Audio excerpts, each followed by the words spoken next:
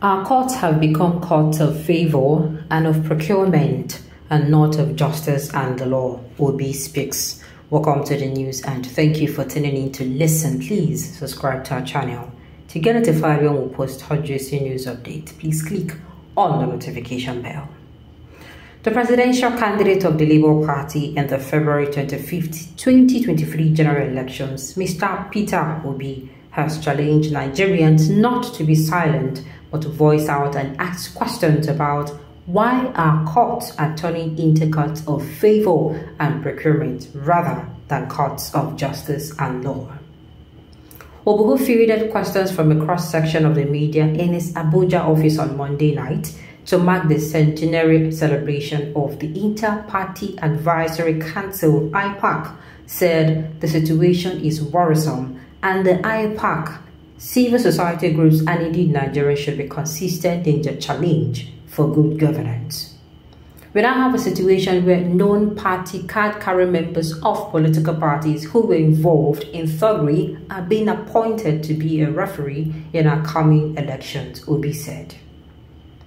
The Labour Party presidential candidate challenged IPAC and civil society and the people to resist anything that tends to undermine democracy and good governance of the people, but they must be civil and within the law.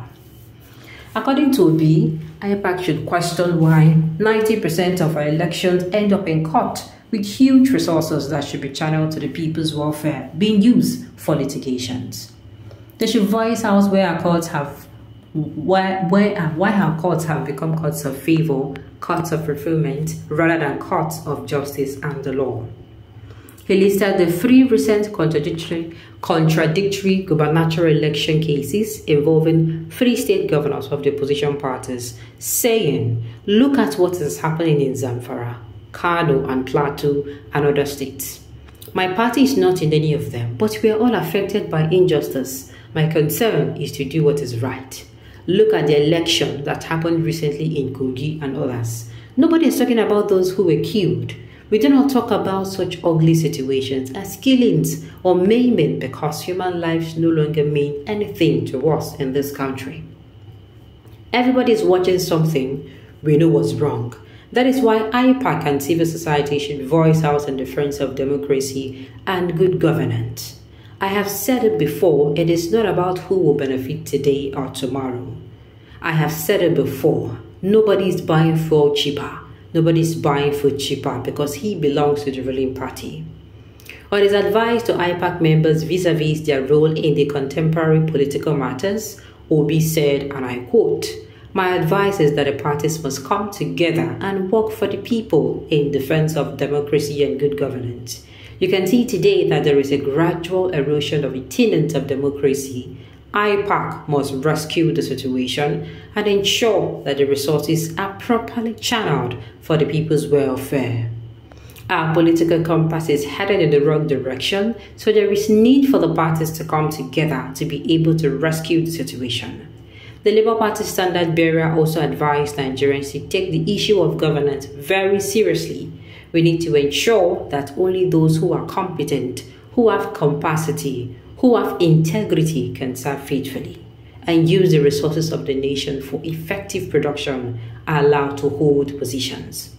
On the need for cooperation among political parties, Obi said, and I quote, you are talking about coming together for election purposes, but that is not what I am talking about. I am talking about coming together for good governance and making sure that people are well governed. He explained that the difference is that when coming together is for election purposes, it is self-serving and often transactional, but if it is for good governance, we can all come together. On the recent position of former President Olusegun Obasanjo on democracy, Obi said, the former president position should not be misconstrued. He is worried, like every patriotic person, the way our democracy is going, and is boldly in his usual way offering solutions. For example, if you look at democracy in America, where we even copied the presidential system, there are so many things that we have abandoned. In the U.S. office of the First Lady only exists in name merely for domestic purposes, not for a bogus budget that should be deployed in critical areas for development. In America, if the president chooses to entertain people, you pay for the food. If he chooses to have different dishes, you pay for it so you can order fish from Japan at your own expense. You do not have renovation of different houses for the president with public funds when the people are dying of basic things such as food and health care. These are the issues. We have to look at what suits us and how we can manage our resources, expenses and everything. That is what Obasanjo is saying, that we adopt what suits us, he said. On the 2027 presidential election, Obi admonished journalists to stop asking questions about another election where the country is in a critical situation. He said, and I quote, "My dear, let's not talk about election. We have critical problems happening now. We should all come together, even as you, as a journalist, should look beyond the elections. People are dying of hunger and you are talking of election. I have said repeatedly that P2B is not desperate to be Nigerian president, but is desperate to see Nigeria work, especially for the poor. Your children are suffering and you're talking of an election that is 4 years away. I am begging you, let us talk about how to save this country. If the country is working, I must not be president. Let the country work first." On how his supporters should react to the past election, Obi said, and I quote, "They should not relent. They should continue to voice their opposition out. It should not be a one-off thing. They have to be consistent. I am not saying they should go and start destroying things. They must remain civil, but consistently say no to bad governance."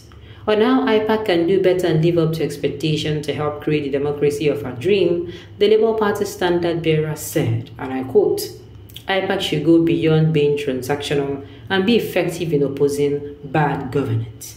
That is their role and that is why they were formed. To say no when things are going wrong, and everybody can see today that things are going wrong in our country." On the issue of restructuring, Obi said, and I quote, "We need to talk. Our compass is headed in the wrong direction and we need to show the correct direction. If we do not do anything, it will consume everybody and we can bequeath anarchy to our children." Some people will think today that they are benefiting in a situation where we have a looming crisis and we are playing about it.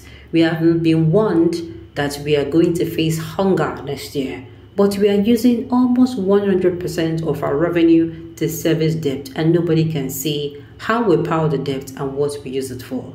In a place where we are told that we are bankrupt, we have been behaving like people in affluence. Bankrupt people should eliminate all expenditure that are not critical for development, but we are still going ahead living a life that is beyond our resources. All these are things to look into, whether this is presidential system suits us or whether we should petition it and return to parliamentary, but we need to talk. And I second him 100%. Alright, on this note, we've come to the end of the news. So thank you for tuning in to listen. Until I come your way next time, enjoy the rest